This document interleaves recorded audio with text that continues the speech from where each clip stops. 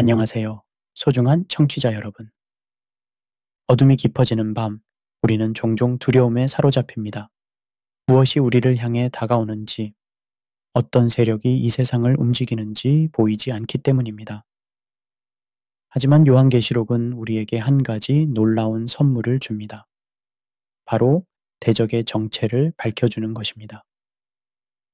요한계시록이 이름을 불러주는 대적들이 있습니다.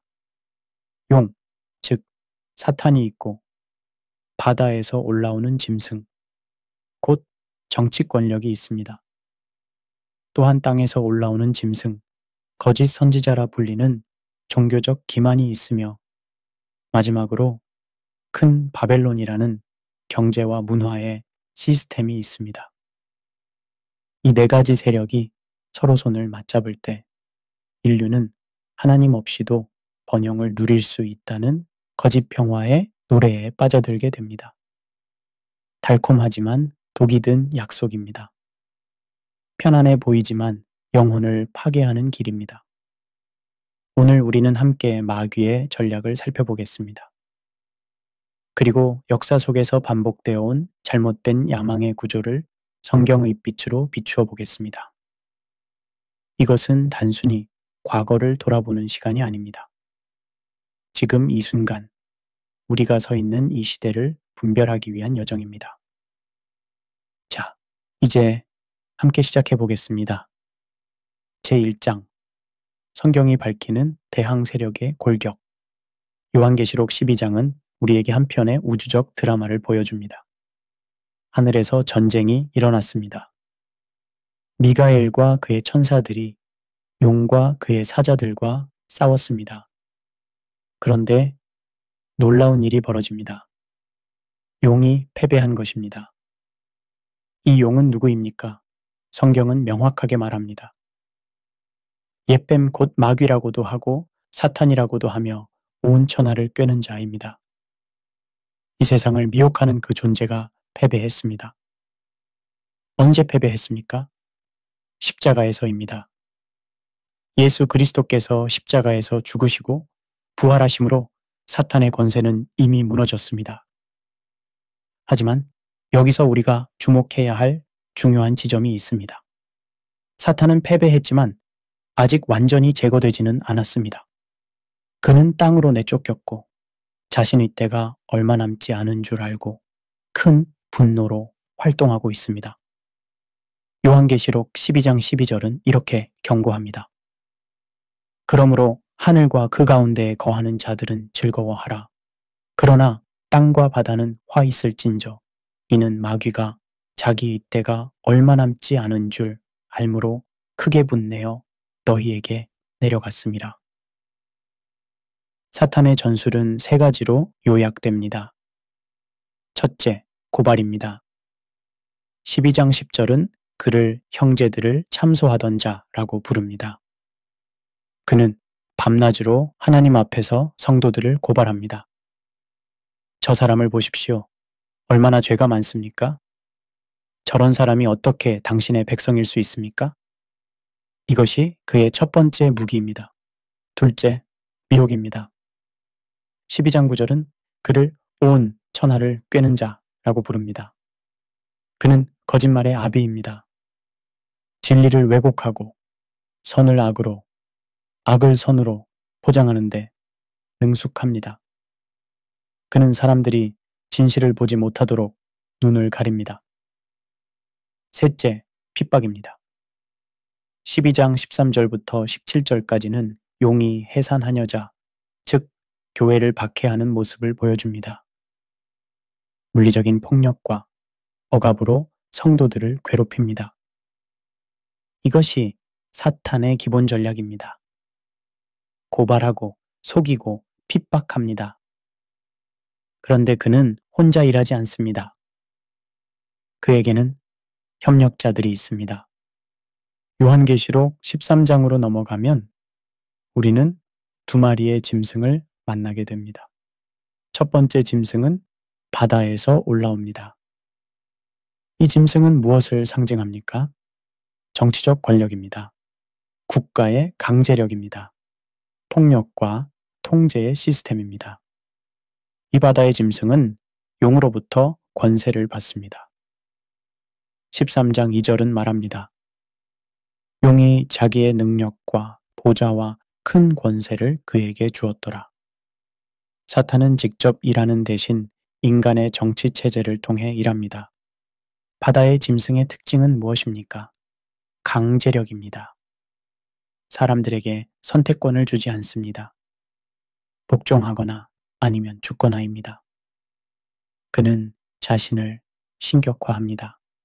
절대 권력을 요구하고 절대 복종을 강요합니다. 역사를 돌아보면 이런 권력들을 많이 볼 수 있습니다. 고대 로마의 황제들은 스스로를 신이라 불렀습니다. 가이사는 주님이라는 호칭을 받았습니다. 초대교회 성도들이 순교한 이유가 무엇입니까? 가이사는 주님이다 라고 말하기를 거부했기 때문입니다. 그들은 오직 예수님만이 주님이라고 고백했습니다. 그런데 바다의 짐승만으로는 충분하지 않습니다. 폭력만으로는 사람의 마음을 완전히 지배할 수 없기 때문입니다. 여기서 두 번째 짐승이 등장합니다. 땅에서 올라오는 짐승, 거짓 선지자입니다. 이 두 번째 짐승은 매우 교묘합니다. 13장 11절은 말합니다. 내가 보매 또 다른 짐승이 땅에서 올라오니 어린 양같이 두 뿔이 있고 용처럼 말을 하더라. 겉모습은 어린 양 같습니다. 온화하고 종교적이고 영적으로 보입니다. 하지만 그의 말은 용의 말입니다. 이 땅의 짐승은 무엇을 합니까? 그는 첫 번째 짐승의 권세를 행사하게 합니다. 13장 12절입니다. 그는 큰 이적을 행하여 사람들을 속입니다. 심지어 하늘에서 불이 내려오게까지 합니다. 그리고 사람들에게 첫 번째 짐승의 우상을 만들어 절하게 합니다. 이것이 무엇을 의미합니까? 종교와 이념이 정치 권력을 정당화하고 신성화하는 것입니다. 이 지도자는 하늘이 보낸 사람입니다. 이 국가는 신성한 사명이 있습니다. 이 체제는 역사의 필연입니다. 이런 말들로 사람들을 설득하고 세뇌합니다. 그리고 나서 가장 무서운 일이 벌어집니다. 표를 받게 하는 것입니다. 13장 16절부터 17절입니다. 그가 모든 자, 곧 작은 자나 큰 자나 부자나 가난한 자나 자유인이나 종들에게 그 오른손에나 이마에 표를 받게 하고 누구든지 이 표를 가진 자 외에는 매매를 못하게 하니 이 표는 곧 짐승의 이름이나 그 이름의 수라.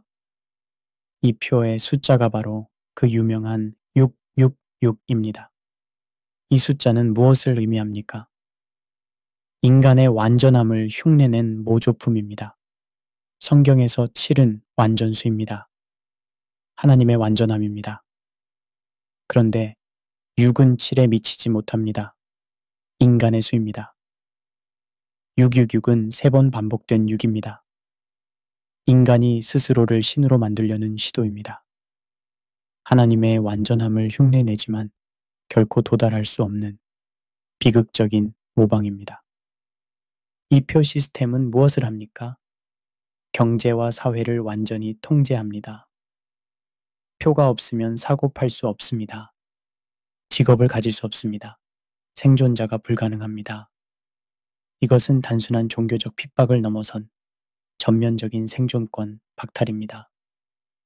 이제 우리는 세 번째 대적을 만납니다. 요한계시록 17장과 18장에 나오는 큰 바벨론입니다. 이 바벨론은 무엇입니까? 17장 1절은 그녀를 많은 물 위에 앉은 큰 음녀라고 부릅니다. 음녀는 성경에서 영적 간음, 곧 우상숭배를 상징합니다. 하나님을 떠나 다른 것을 섬기는 것입니다. 그런데 이 음녀는 많은 물 위에 앉아 있습니다. 17장 15절이 해석을 줍니다. 또 천사가 나에게 말하되 내가 본 바 음녀가 앉아 있는 물은 백성과 무리와 열국과 방언들이니라. 온 세상의 민족들이 이 음녀의 영향 아래 있다는 뜻입니다. 17장 3절은 더 놀라운 장면을 보여줍니다. 그가 나를 성령으로 광야로 데리고 가니라. 내가 보니 여자가 붉은빛 짐승을 탔는데 이 여자 바벨론은 짐승 위에 타고 있습니다. 이것은 무엇을 의미합니까? 권력 구조 위에 올라탄 타락한 종교, 상업, 쾌락의 연합체입니다. 바벨론의 방법은 무엇입니까? 18장은 그녀의 죄목을 상세히 나열합니다. 첫째, 영적 배교입니다. 모든 나라를 그의 음행으로 인하여 진노의 포도주로 먹이던 자입니다. 하나님을 배신하고 우상을 섬기게 만듭니다. 둘째, 사치와 탐욕입니다. 18장 3절입니다. 땅의 상인들도 그의 사치로 치부하였도다. 끝없는 소비와 쾌락을 부추깁니다. 더 많이 갖고 더 많이 누리라고 속삭입니다. 셋째, 착취입니다. 18장 13절은 바벨론의 상인들이 거래하는 품목들을 나열하는데 그 끝에 충격적인 품목이 나옵니다. 종들과 사람의 영혼들이라. 인신매매입니다. 사람을 상품으로 취급합니다. 넷째, 무역망을 통한 전 지구적 지배입니다. 18장 11절부터 19절까지는 땅의 상인들이 바벨론의 멸망을 보고 애통하는 장면입니다. 온갖 사치품들, 금은보화, 향료, 포도주, 기름, 곡식, 짐승들이 거래되었습니다. 이 경제 시스템은 세상 전체를 하나의 거대한 시장으로 만들었습니다. 하지만 바벨론의 결말은 어떻습니까? 18장 10절입니다. 그의 고난을 무서워하여 멀리 서서 이르되 화 있도다 화 있도다. 큰 성 견고한 성 바벨론이여 한 시간에 내 심판이 이르렀다 하리로다. 한 시간입니다. 영원히 지속될 것 같던 그 견고한 체제가 한 시간 만에 무너집니다. 왜 바벨론이 심판받습니까? 18장 5절이 답합니다. 그의 죄는 하늘에 사무쳤으며 하나님은 그의 불의한 일을 기억하신지라. 하나님은 오래 참으셨습니다. 회개할 기회를 주셨습니다. 하지만 바벨론은 회개하지 않았습니다. 그래서 심판이 임합니다. 갑자기, 확실하게, 완전하게 무너집니다. 여기까지가 요한계시록이 보여주는 대항 세력의 골격입니다. 사탄의 영, 정치적 권력, 종교적 합리화, 경제 시스템, 이 네 가지가 서로 얽혀 하나의 거대한 체제를 만듭니다. 하나님 없이 인간이 스스로 번영하고 스스로 구원받고 스스로 신이 되려는 체제입니다. 제2장 마귀의 침략과 유혹, 작전 교본. 이제 우리는 좀 더 구체적으로 들어가 보겠습니다. 마귀가 사용하는 전략은 무엇입니까? 성경 전체를 살펴보면 우리는 일정한 패턴을 발견할 수 있습니다. 일종의 작전 교본이라고 할 수 있습니다. 첫 번째 전략, 권력의 신격화. 다니엘서 3장을 기억하십니까? 바벨론의 느부갓네살 왕이 금으로 거대한 신상을 만들었습니다. 높이가 60규빗, 너비가 6규빗입니다. 또 6입니다. 그리고 모든 백성에게 명령합니다. 나팔과 피리와 수금과 사면금과 양금과 생황과 및 모든 악기 소리를 듣거든 너희는 엎드려 금신상에 절하라. 누구든지 엎드려 절하지 아니하는 자는 즉시 맹렬히 타는 풀무불에 던져 넣으리라. 이것이 무엇입니까? 국가 권력의 신격화입니다. 정치 지도자나 국가 체제를 절대화하는 것입니다. 국가가 최고다. 지도자가 곧 신이다. 복종하지 않으면 죽음이다. 이것이 짐승의 첫 번째 전략입니다. 요한계시록 13장도 같은 패턴을 보여줍니다. 짐승의 우상을 만들어 절하게 합니다. 절하지 않으면 죽입니다. 역사를 통틀어 이런 일이 반복되어 왔습니다.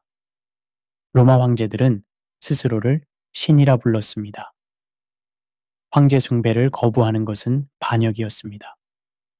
현대에 들어와서도 우리는 유사한 현상들을 봅니다.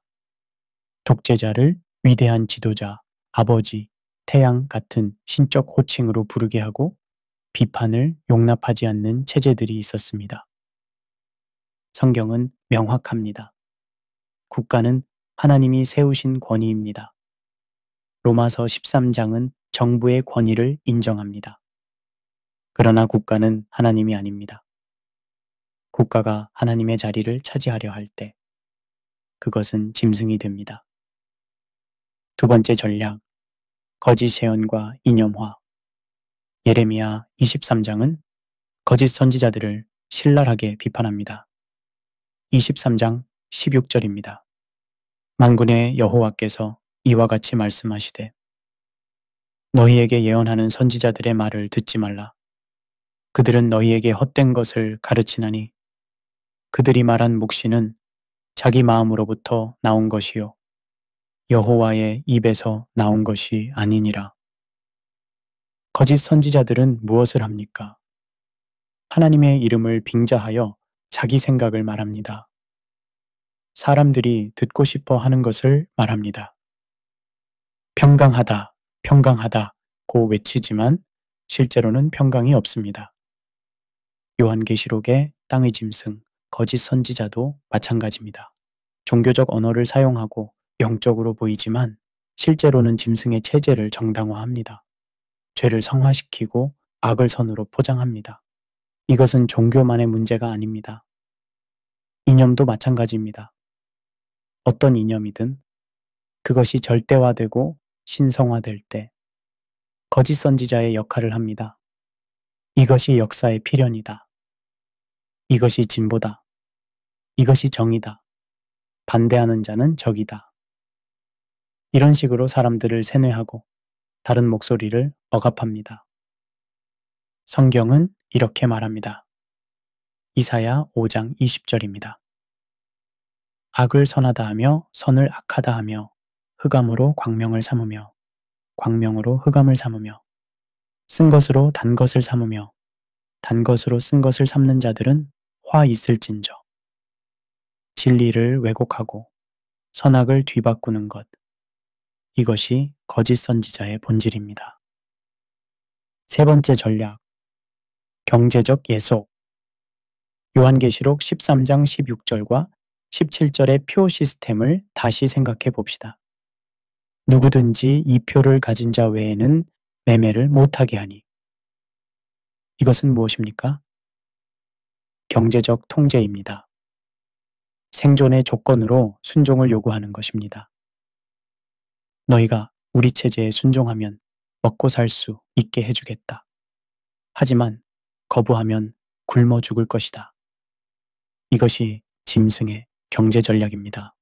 신앙과 양심의 자유를 빼앗고 생존을 위해 타협하도록 강요합니다. 요한계시록 18장은 바벨론의 경제 시스템을 자세히 묘사합니다. 온 세상이 하나의 거대한 시장이 되었습니다. 모든 것이 사고 팔립니다. 심지어 사람의 영혼들까지도 상품입니다. 이것은 단순히 무역이나 상업 그 자체를 비판하는 것이 아닙니다. 성경은 정직한 노동과 공정한 거래를 권장합니다. 문제는 경제가 신이 될 때입니다. 돈이 모든 것의 기준이 될 때입니다. 이윤을 위해서라면 사람도 짓밟고 정의도 팔아버리는 체제가 될 때입니다. 예수님은 말씀하셨습니다. 마태복음 6장 24절입니다. 한 사람이 두 주인을 섬기지 못할 것이니 혹이를 미워하고 저를 사랑하거나 혹이를 중히 여기고 저를 경히 여김이라. 너희가 하나님과 재물을 겸하여 섬기지 못하느니라. 재물이 주인이 될 수 없습니다. 오직 하나님만이 주인이십니다. 네 번째 전략, 폭력과 살육. 요한계시록 6장의 인을 떼실 때 붉은 말이 나옵니다. 6장 4절입니다. 이에 다른 붉은 말이 나오더라. 그 탄자가 허락을 받아 땅에서 화평을 제하여 버리며 서로 죽이게 하고 또 큰 칼을 받았더라. 화평을 제거하고 서로 죽이게 합니다.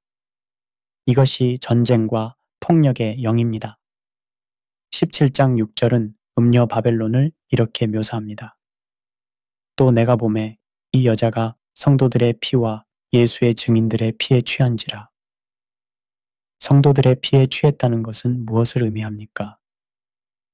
믿음을 지키는 사람들을 잔인하게 죽였다는 것입니다. 그것도 만족하지 못하고 더 많은 피를 원한다는 것입니다.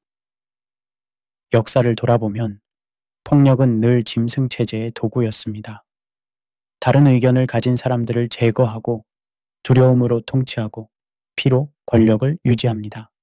하지만 예수님은 다른 길을 보여주셨습니다. 마태복음 26장에서 제자들이 칼로 대제사장의 종이귀를 쳤을 때 예수님은 말씀하셨습니다. 네 칼을 도로 칼집에 꽂으라. 칼을 가지는 자는 다 칼로 망하느니라. 폭력은 폭력을 낳습니다. 피는 더 많은 피를 부릅니다. 이것이 짐승의 길입니다. 하지만 그리스도의 길은 사랑과 희생의 길입니다. 다섯 번째 전략, 마술과 약술. 요한계시록 18장 23절은 바벨론의 죄목 중 하나를 이렇게 말합니다. 내 복술로 말미암아 모든 나라가 미혹되었도다. 여기서 복술이라고 번역된 단어는 헬라어로 파르마케이아입니다. 이 단어는 약물, 마술, 주술을 의미합니다. 이것이 왜 중요합니까? 고대 세계에서 파르마케이아는 단순히 약을 만드는 기술만을 의미하지 않았습니다. 사람들의 정신을 조종하고 의식을 변화시키고 현실 인식을 왜곡하는 모든 수단을 포함했습니다. 현대적으로 해석하면 이것은 중독, 선전, 심리전을 의미합니다. 사람들을 마약처럼 무언가에 중독시켜서 정신을 흐리게 만들고 대규모 선전으로 거짓을 진실처럼 믿게 만들고 심리적 조작으로 자발적 복종을 이끌어내는 것입니다. 현대 사회를 보십시오. 얼마나 많은 것들이 사람들을 중독시킵니까? 마약이나 알코올만이 아닙니다. 도박, 포르노그래피, 소셜미디어, 끝없는 소비. 이 모든 것이 사람의 정신을 마비시키고 진실을 보지 못하게 만듭니다. 그리고 선전은 얼마나 교묘합니까? 거짓을 수천 번 반복하면 사람들이 진실로 믿게 됩니다. 대중매체를 장악하고 교육 시스템을 통제하고 문화를 조작하여 사람들의 생각을 원하는 방향으로 이끌어갑니다. 이것이 바벨론의 파르마케이아입니다. 사람들을 포획하여 현실을 보지 못하게 만들고 진리를 거부하게 만들고 결국 멸망으로 이끌어가는 것입니다. 여섯 번째 전략, 쾌락과 사치의 체계화. 요한계시록 18장은 바벨론의 사치와 쾌락을 강조합니다. 18장 3절입니다. 그의 음행의 진노의 포도주로 말미암아 만국이 무너졌으며 또 땅의 왕들이 그와 더불어 음행하였으며 땅의 상인들도 그의 사치로 치부하였도다. 사치는 단순히 개인의 낭비가 아닙니다. 여기서 말하는 사치는 체제화된 탐욕입니다. 끝없는 소비를 부추기고 더 많이 갖도록 조장하고 만족을 모르게 만드는 시스템입니다. 더 가져라. 더 누려라. 더 소비하라. 그것이 행복이다. 그것이 성공이다. 이것이 바벨론의 메시지입니다. 그리고 사람들은 이 메시지에 중독됩니다. 영원히 채워질 수 없는 갈증으로 계속 소비하고 소비하고 또 소비합니다. 그런데 이 체계의 이면에는 무엇이 있습니까? 착취입니다. 18장 13절에 사람의 영혼들을 기억하십시오. 누군가의 사치는 누군가의 고통 위에 세워집니다. 부유한 나라의 풍요는 가난한 나라의 착취로 이루어집니다. 한 사람의 쾌락은 다른 사람의 눈물로 값을 치릅니다. 전도서 5장 10절은 이렇게 말합니다. 은을 사랑하는 자는 은으로 만족하지 못하고 풍요를 사랑하는 자는 소득으로 만족하지 아니하나니 이것도 헛되도다. 탐욕은 결코 만족을 모릅니다. 바벨론의 사치체계는 사람들을 끝없는 불만족의 굴레에 가둡니다. 이 6가지 전략이 함께 작동할 때 짐승의 시스템이 완성됩니다. 권력의 신격화로 복종을 강요하고, 거짓 예언과 이념으로 정당화하고, 경제로 예속시키고, 폭력으로 억압하고, 마술로 정신을 마비시키고, 쾌락으로 영혼을 타락시킵니다. 이것이 시대와 민족을 불문하고 반복되어 온 마귀의 작전 교본입니다. 제3장 역사 속 잘못된 야망의 패턴. 이제 우리는 역사를 돌아보려 합니다. 그런데 여기서 중요한 점을 먼저 명확히 해야 합니다. 우리가 살펴볼 역사적 사례들은 특정 민족이나 인종 전체를 비판하는 것이 아닙니다. 유럽인 일반을 공격하는 것이 아닙니다. 우리가 주목하는 것은 구조입니다. 특정 시대의 제국, 이념, 권력 구조가 어떻게 짐승의 패턴을 따라 작동했는지를 보려는 것입니다. 그리고 같은 땅에서 같은 시대에 믿음의 개혁과 희생도 함께 일어났다는 사실을 우리는 잊지 않을 것입니다. 우리의 첫 번째 사례는 고대 로마 제국입니다. 로마는 놀라운 문명을 이루었습니다. 법체계, 도로, 수도시설, 건축술. 많은 면에서 로마는 인류 역사에 긍정적 유산을 남겼습니다. 하지만 로마에는 어두운 면이 있었습니다. 황제 숭배입니다. 아우구스투스 시대부터 황제들은 점차 신격화되기 시작했습니다. 처음에는 죽은 황제를 신으로 모셨지만 나중에는 살아있는 황제에게도 신적 숭배를 요구했습니다. 특히 도미티아누스 황제 시대에 이르러서는 황제 숭배가 강제화되었습니다. 제국 전역에 황제의 동상이 세워졌고 사람들은 그 앞에서 분향하고 가이사는 주님이시다 라고 고백해야 했습니다. 거부하는 것은 반역이었습니다. 이것이 바로 요한계시록 13장의 바다의 짐승입니다. 국가가 신을 자처했습니다. 절대 권력이 절대 복종을 요구했습니다. 그리고 그리스도인들은 거부했습니다. 아닙니다. 오직 예수님만이 주님이십니다. 그 결과는 무엇이었습니까? 박해와 순교였습니다. 네로 황제는 그리스도인들을 로마 대화제의 희생양으로 삼아 잔인하게 죽였습니다. 일부는 십자가에 못 박혔고, 일부는 짐승에게 던져졌고, 일부는 산채로 불태워져 정원의 횃불로 사용되었습니다. 도미티아누스 시대에도 박해가 이어졌습니다. 소아시아의 7교회가 직면한 핍박이 바로 이것이었습니다. 요한계시록은 바로 이런 상황에서 쓰였습니다. 견디라, 신실하라, 승리는 우리의 것이다. 로마 제국의 교훈은 무엇입니까? 국가가 도덕과 종교의 최종 심판자 자리를 차지하려 할 때 그것은 짐승이 됩니다. 정치 권력이 신의 자리를 요구할 때 폭력과 억압이 뒤따릅니다. 중세시대로 넘어가 봅시다. 로마 제국이 기독교를 공인하고 나중에는 국교로 삼았습니다.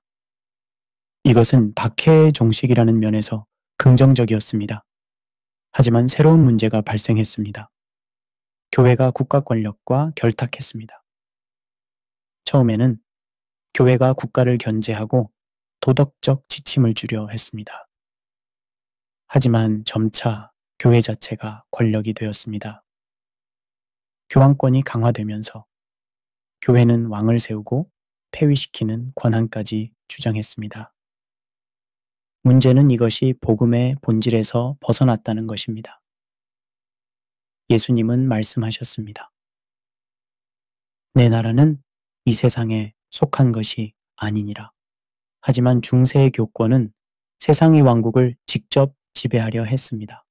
더 심각한 것은 강제력의 사용이었습니다. 이단신문, 십자군, 전쟁, 강제 개종, 칼과 화형대로 신앙을 강요했습니다. 성경은 어디에도 믿음을 강요하라고 말하지 않습니다. 오히려 자유로운 선택을 존중합니다. 이것이 바로 땅의 짐승, 거짓 선지자의 패턴입니다. 종교가 권력을 신성화하고 권력이 종교를 강제합니다. 겉으로는 하나님의 이름을 내세우지만 실제로는 인간의 야망을 정당화합니다. 물론 중세교회에도 진실한 믿음을 가진 사람들이 많았습니다. 수도원에서 기도하고 필사하며 말씀을 지킨 사람들, 가난한 이들을 돌보고 병든 자들을 치료한 사람들이 있었습니다. 우리는 그들의 헌신을 존중합니다.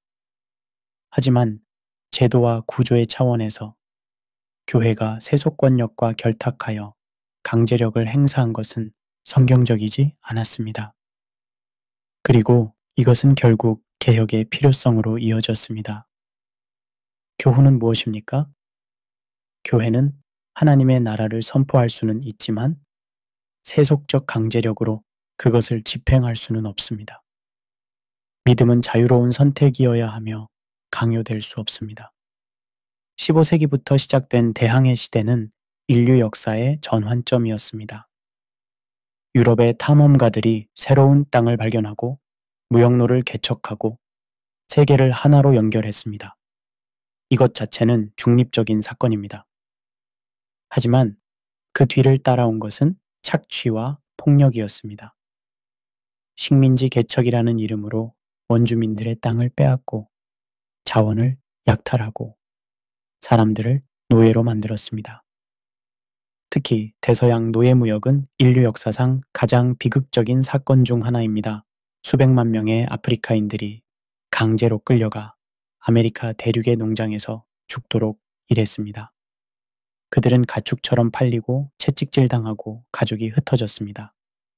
남아메리카와 중앙아메리카에서는 원주민들이 은광과 금광에서 강제 노동을 했습니다. 많은 사람이 가혹한 노동과 전염병으로 죽었습니다. 일부 역사가들은 원주민 인구의 90% 이상이 감소했다고 추정합니다.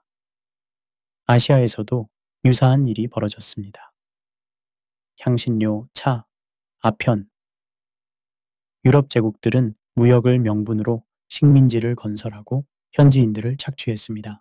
아프리카에서는 더욱 잔인한 일이 있었습니다.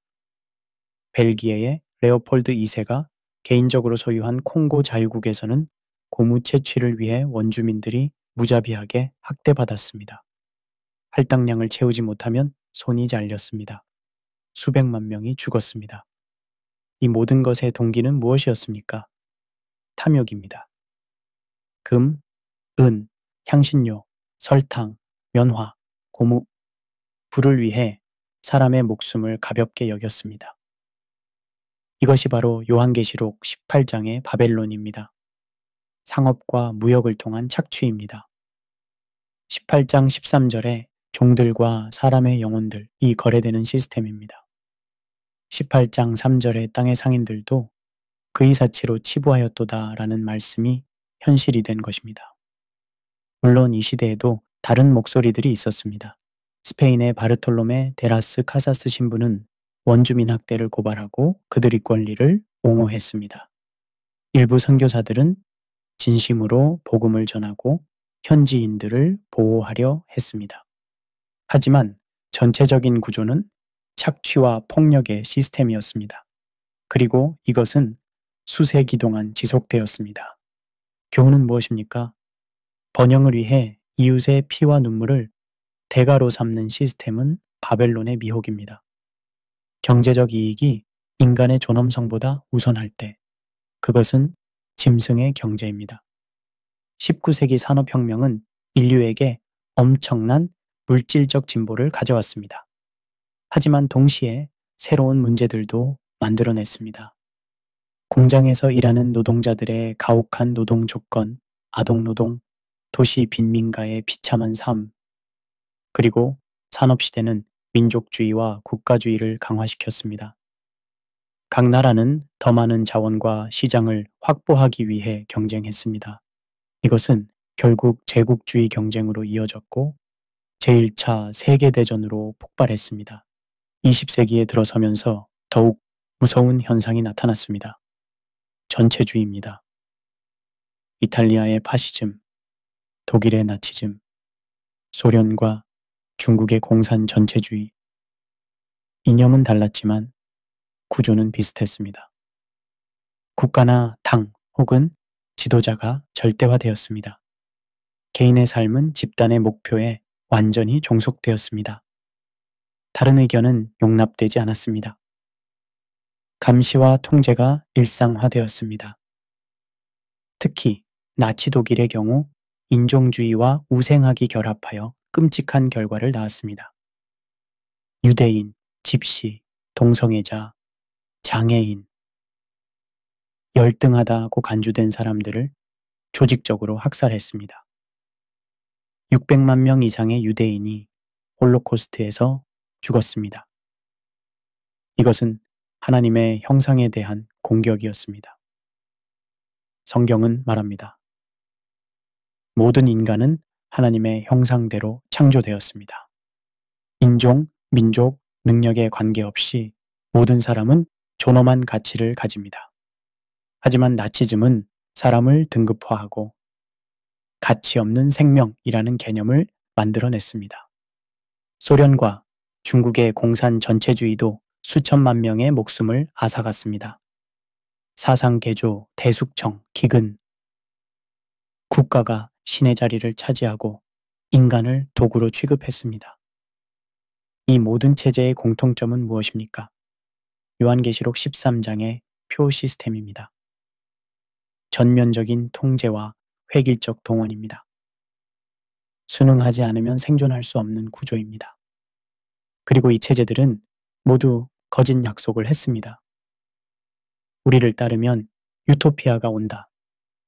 완벽한 사회가 건설된다. 모든 문제가 해결된다. 하지만 실제로 온 것은 죽음과 파괴였습니다. 이 시대에도 저항하는 사람들이 있었습니다. 디트리히 본회퍼 같은 목사는 나치에 맞서 신앙적 저항을 했고 결국 순교했습니다. 많은 사람이 자신의 생명을 걸고 유대인을 숨겨주고 도왔습니다. 교훈은 무엇입니까? 진보나 질서, 민족의 영광 같은 이름으로 사람을 수단화하고 국가를 신격화할 때 짐승의 발자국이 생깁니다. 우리가 살펴본 4가지 역사적 사례의 공통점은 무엇입니까? 문제는 유럽이라는 지리적 위치가 아니었습니다. 문제는 짐승의 4가지 요소, 즉 권력, 거짓, 돈, 쾌락이 결탁한 구조였습니다. 로마에서는 권력의 신격화가 중심이었습니다. 중세에는 종교와 권력의 결탁이 문제였습니다.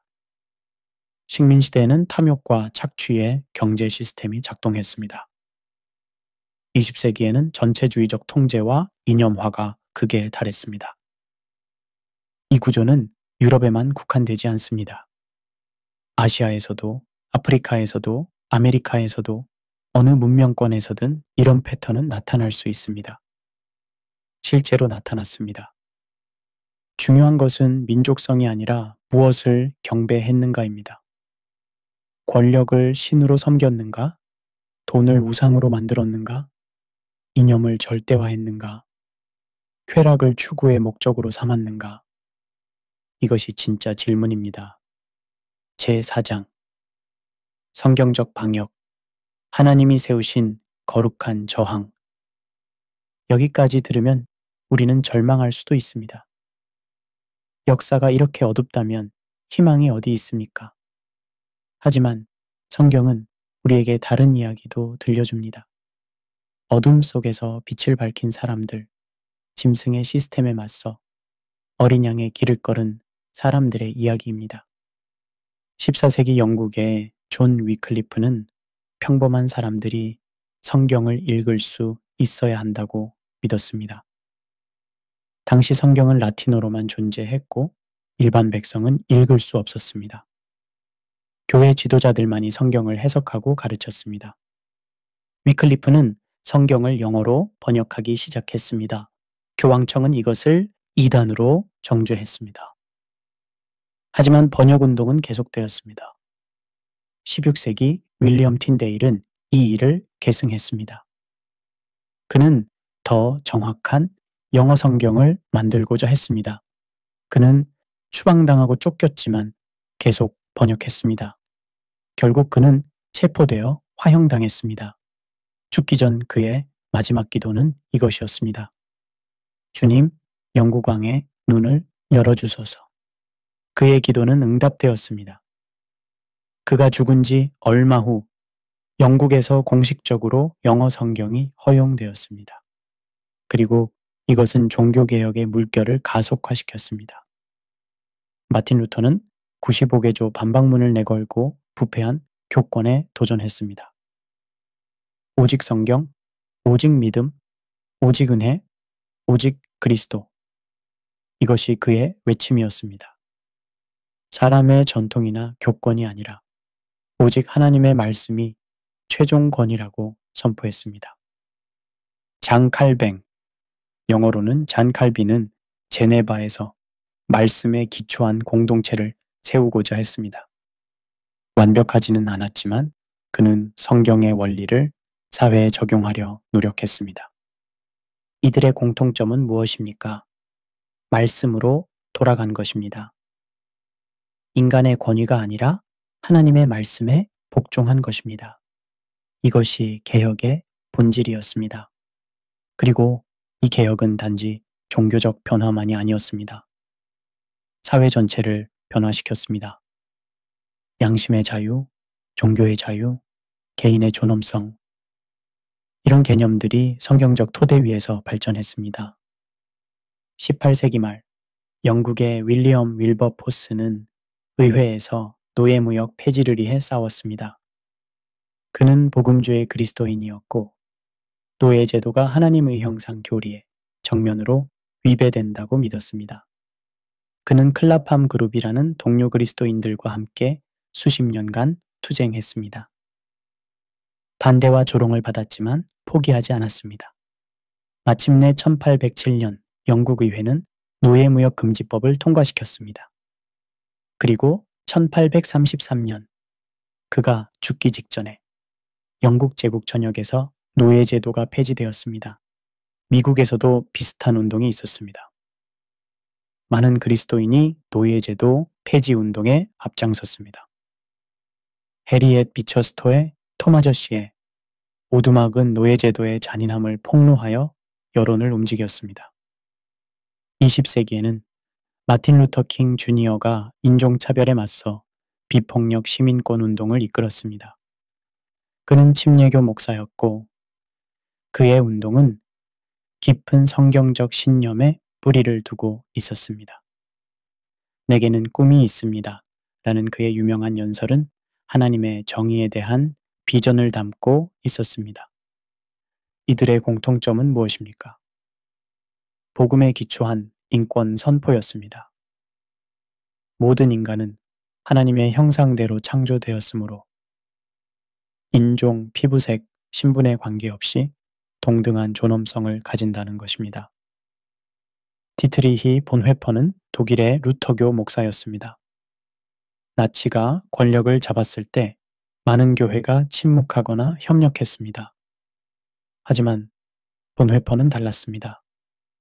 그는 고백교회 운동을 이끌며 나치의 우상화를 거부했습니다. 예수 그리스도만이 주님이십니다. 히틀러는 주님이 아닙니다. 이것이 그의 신앙 고백이었습니다. 그는 결국 히틀러 암살 계획에 연루되어 체포되었고 1945년 4월 9일 전쟁이 끝나기 불과 몇 주 전에 처형되었습니다. 그의 마지막 말은 이것이 끝이다. 내게는 생명의 시작이다. 였습니다. 본회퍼에 져서 나를 따르라와 옥중서신은 오늘날까지 많은 그리스도인에게 영감을 줍니다. 그는 값비싼 은혜와 값싼 은혜를 구분했습니다. 값싼 은혜는 회개와 순종 없이 용서만 바라는 것입니다. 값비싼 은혜는 예수님을 따라 십자가를 지는 것입니다. 역사 속에는 이런 양심의 증인들이 많이 있었습니다. 코리 텐붐과 그의 가족은 네덜란드에서 유대인을 숨겨주다가 강제 수용소로 끌려갔습니다. 그녀의 아버지와 언니는 거기서 죽었지만 코리는 살아남아 용서와 화해의 메시지를 전했습니다. 이들의 공통점은 무엇입니까? 우상국가에 맞선 신앙적 저항이었습니다. 편안함과 안전을 포기하고 옳은 것을 위해서는 용기였습니다. 역사를 돌아보면 수많은 선교사가 복음을 전하기 위해 먼 땅으로 갔습니다. 그들 중 많은 사람이 단순히 종교를 전파한 것이 아니라 사랑과 자비를 실천했습니다. 병원을 세우고 병든 사람들을 치료했습니다. 학교를 세우고 교육의 기회를 주었습니다. 고아원을 세우고 버려진 아이들을 돌보았습니다. 나환자촌에 가서 사회에서 버림받은 사람들을 섬겼습니다. 물론 선교 역사에 오점도 있습니다. 일부 선교사는 식민 권력과 결탁하기도 했고 문화적 제국주의에 가담하기도 했습니다. 우리는 이것을 인정하고 반성해야 합니다. 하지만 동시에 진심으로 그리스도의 사랑을 실천한 수많은 사람도 있었습니다. 그들은 권력이나 부를 추구하지 않았습니다. 오히려 자신의 안락함을 포기하고 때로는 생명까지 바치며 약자를 섬겼습니다. 한국의 경우를 생각해 봅시다. 많은 선교사가 한국에 와서 병원과 학교를 세웠습니다. 세브란스 병원, 이화학당, 연세대학교, 숭실대학교. 이런 기관들은 선교사들의 헌신으로 세워졌습니다. 그들은 단지 영혼만 구하려 한 것이 아니라 전인적으로 사람을 섬겼습니다. 이것이 바로 복음의 손길입니다. 말씀을 전하고 동시에 실제적인 필요를 채우는 것입니다. 결론, 두 길이 공존했다. 여기서 우리가 내릴 수 있는 결론은 명확합니다. 같은 역사 속에서, 심지어 같은 시대, 같은 장소에서도 짐승의 길과 어린 양의 길은 동시에 존재했습니다. 로마 제국이 그리스도인을 박해할 때 순교자들은 신앙을 지켰습니다. 중세 교권이 부패했을 때 개혁자들은 말씀으로 돌아갔습니다. 식민지 착취가 자행될 때 일부 선교사들은 원주민을 보호했습니다. 전체주의가 지배할 때 저항자들은 양심을 지켰습니다. 책임은 민족성이나 문화에 있지 않습니다. 책임은 무엇을 경배했는가에 있습니다. 권력을 섬겼는가? 아니면 하나님을 섬겼는가? 탐욕을 따랐는가? 아니면 사랑을 실천했는가? 거짓에 속았는가? 아니면 진리를 붙잡았는가? 이것이 진정한 분기점입니다. 제5장, 지금 우리 시대의 분별. 역사를 돌아보는 것은 과거를 비판하기 위함이 아닙니다. 현재를 분별하기 위함입니다. 오늘 우리가 사는 이 시대에도 짐승의 패턴들이 작동하고 있지 않은지 살펴보아야 합니다. 정치 지도자나 국가, 정당을 도덕의 근원처럼 말하는 것을 조심해야 합니다. 이 지도자는 우리의 구원자입니다. 이 당이 진리를 대표합니다. 이 국가는 신성한 사명이 있습니다. 이런 말들은 위험 신호입니다. 정부는 하나님이 세우신 권위입니다. 우리는 법을 지키고 세금을 내고 정부를 위해 기도해야 합니다. 하지만 정부는 하나님이 아닙니다. 정부도 죄를 지을 수 있고 잘못된 결정을 내릴 수 있습니다. 따라서 우리는 건강한 비판 정신을 유지해야 합니다. 정부가 하나님의 뜻에 어긋나는 일을 할 때 우리는 사람보다 하나님께 순종하는 것이 마땅하니이다 라고 말할 수 있어야 합니다. 또한 정치를 우상화하는 것도 조심해야 합니다. 정치가 모든 문제의 해결책처럼 여겨질 때 그것은 위험합니다. 정치는 중요하지만 정치가 신이 될 수는 없습니다. 오늘날 많은 영성 운동이 있습니다. 명상, 요가, 뉴에이지, 긍정적 사고. 이것들 자체가 다 나쁜 것은 아닙니다. 하지만 복음의 핵심, 즉 죄와 십자가와 회개가 빠진 영성은 위험합니다. 당신 안에 신성이 있습니다. 당신이 신입니다. 당신은 완전합니다. 이런 메시지는 듣기에 좋지만 성경적이지 않습니다. 성경은 말합니다. 우리는 죄인입니다. 스스로 구원할 수 없습니다. 오직 예수 그리스도를 통해서만 구원받습니다. 또한 이념도 마찬가지입니다. 어떤 정치 이념이든 그것이 절대화되고 신성화될 때 거짓 종교가 됩니다. 이 이념만이 정의입니다. 반대하는 자는 악입니다. 이런 식의 흑백 논리는 짐승의 언어입니다. 진정한 복음은 은혜와 진리의 균형을 가집니다. 우리는 죄인이지만 하나님의 사랑받는 자녀입니다. 우리는 변화가 필요하지만 그 변화는 율법이 아니라 은혜로 일어납니다. 성공을 위해서는 무엇이든 할 수 있다. 돈이 최고의 가치다. 부자가 되는 것이 인생의 목표다. 이런 메시지가 자연스럽게 받아들여질 때 우리는 경계해야 합니다. 예수님은 명확하게 말씀하셨습니다. 한 사람이 두 주인을 섬기지 못할 것이니 너희가 하나님과 재물을 겸하여 섬기지 못하느니라. 재물이 주인이 될 수 없습니다. 현대사회는 끊임없이 소비를 부추깁니다. 더 사라, 더 가져라, 더 누려라. 광고는 우리에게 이것이 있어야 행복하다고 속삭입니다. 소셜미디어는 다른 사람의 화려한 삶을 보여주며 우리를 부러워하게 만듭니다. 하지만 성경은 다르게 말합니다. 디모데전서 6장 10절입니다. 돈을 사랑함이 일만하게 뿌리가 되나니 이것을 탐내는 자들은 미혹을 받아 믿음에서 떠나 많은 근심으로써 자기를 찔렀도다. 돈 자체는 중립적입니다. 하지만 돈을 사랑하는 것, 돈을 우상으로 만드는 것은 파괴적입니다. 우리는 돈을 도구로 사용해야 하며 선을 행하고 나누는데 사용해야 합니다. 사람이 돈을 위한 수단이 될 때 그것은 바벨론의 경제입니다. 직원을 착취하고 고객을 속이고 환경을 파괴하면서까지 이윤을 추구할 때 그것은 짐승의 경제입니다.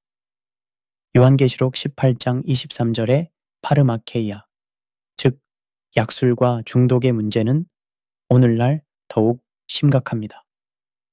현대사회는 수많은 중독의 함정을 가지고 있습니다.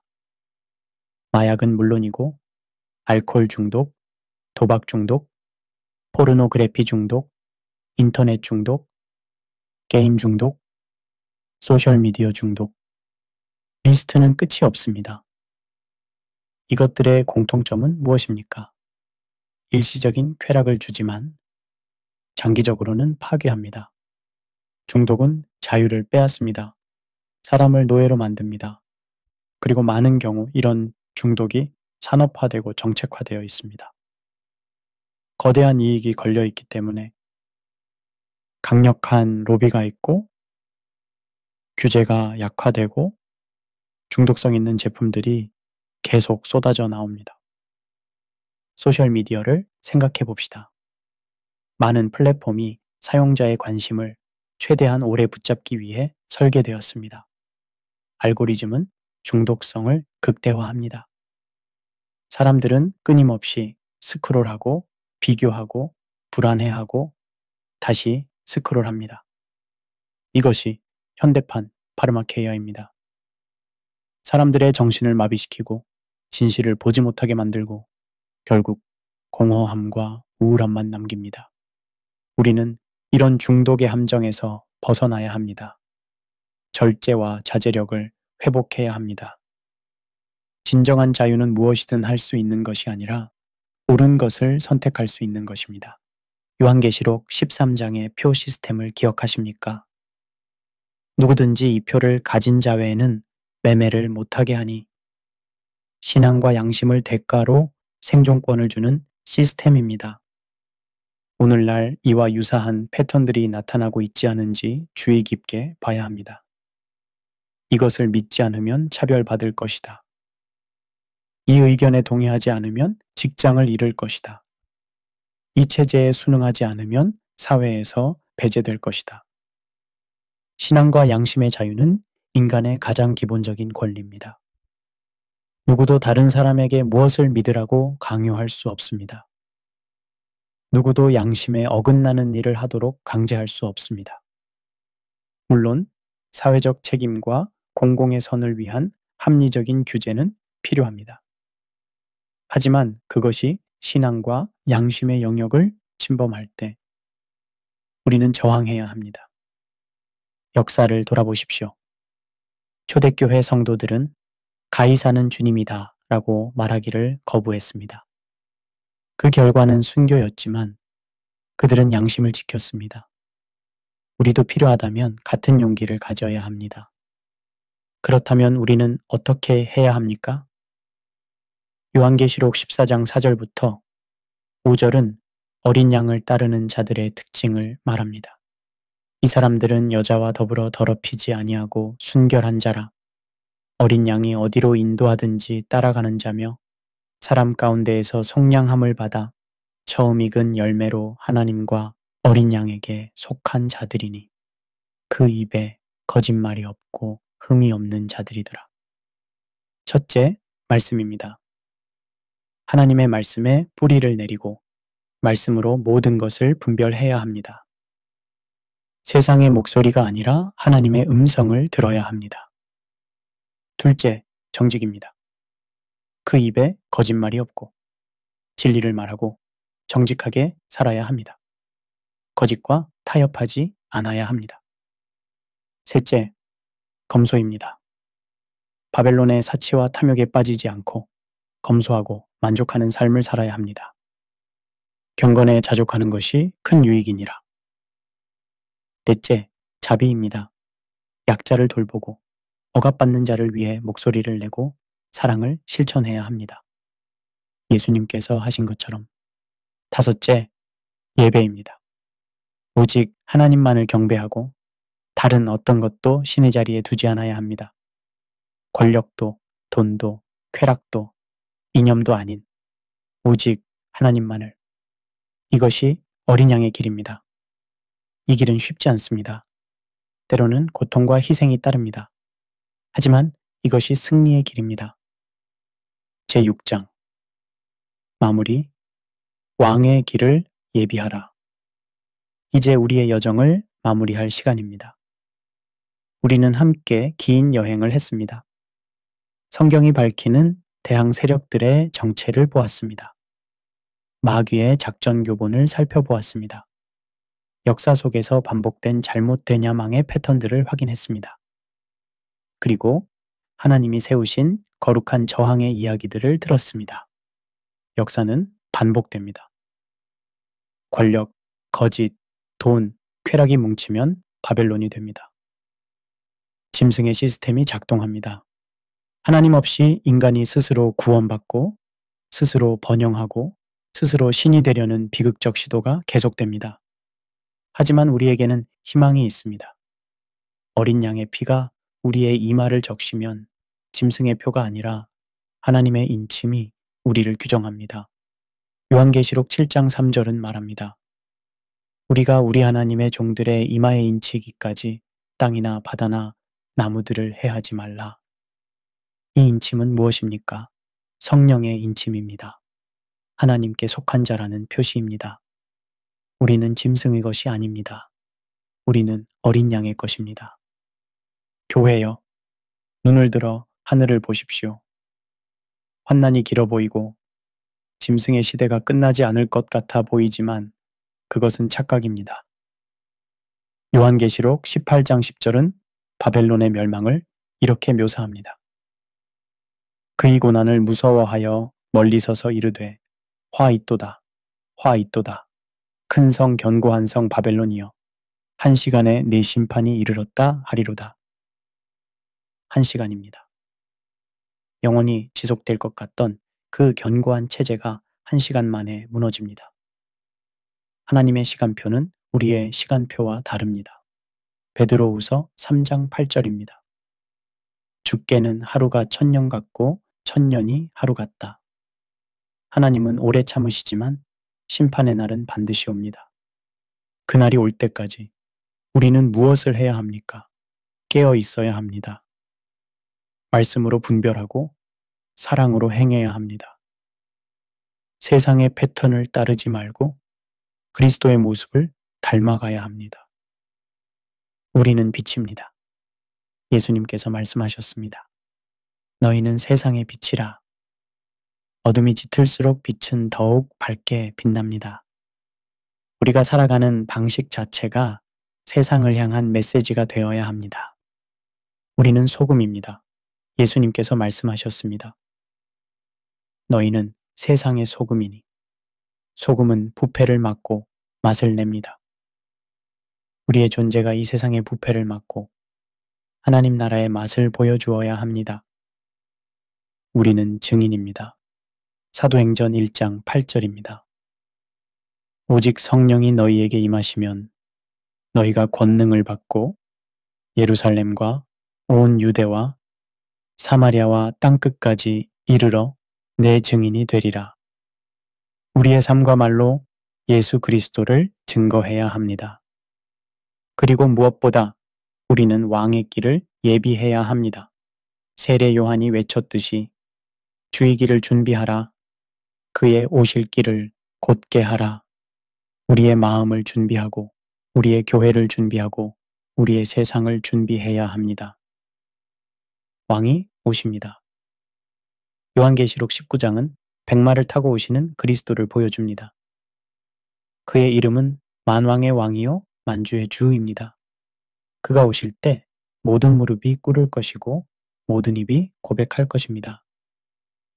요한계시록 11장 15절의 선포를 들으십시오. 세상 나라가 우리 주와 그의 그리스도의 나라가 되어 그가 세세토록 왕 노릇하시리로다. 이것이 우리의 희망입니다. 이것이 우리의 확신입니다. 짐승의 시대는 지나갑니다. 바벨론은 무너집니다. 하지만 하나님의 나라는 영원합니다. 어린 양의 승리는 확정되었습니다. 십자가에서 빈 무덤에서 이미 승리하셨습니다. 이제 그 승리가 온 우주에 나타날 날을 기다릴 뿐입니다. 그러므로 교회여 두려워하지 마십시오. 낙심하지 마십시오. 타협하지 마십시오. 신실하십시오. 견디십시오. 사랑하십시오. 증거하십시오. 요한계시록의 마지막 장 22장 17절입니다. 성령과 신부가 말씀하시기를 오라 하시는도다. 듣는 자도 오라 할 것이요. 목마른 자도 올 것이요. 또 원하는 자는 값없이 생명수를 받으라 하시더라. 초대입니다. 누구든지 올 수 있습니다. 어린 양께 나아올 수 있습니다. 값없이 은혜로 생명수를 마실 수 있습니다. 그리고 마지막 22장 20절입니다. 이것들을 증언하신 이가 이르시되 내가 진실로 속히 오리라 하시거늘. 아멘. 주 예수여 오시옵소서. 주 예수여 오시옵소서. 이것이 우리의 기도입니다. 이것이 우리의 외침입니다. 이것이 우리의 갈망입니다. 마라나타, 주여 오시옵소서. 그날까지 우리는 깨어 있겠습니다. 신실하게 살겠습니다. 어린 양을 따르겠습니다. 왜냐하면 우리는 압니다. 어둠이 아무리 짙어도 빛이 이미 이겼다는 것을, 짐승이 아무리 포효해도 어린 양이 왕좌에 앉아 계시다는 것을, 바벨론이 아무리 화려해 보여도 그것은 한 시간 만에 무너질 것이라는 것을, 그리고 우리는 그날 새 하늘과 새 땅에서 어린 양의 혼인잔치에 참여할 것입니다. 모든 눈물이 닦아질 것이고 더 이상 죽음이나 애통이나 곡하는 것이나 아픈 것이 없을 것입니다. 그날을 소망하며 오늘을 살아갑니다. 은혜와 평강이 여러분과 함께하기를 기도합니다. 감사합니다.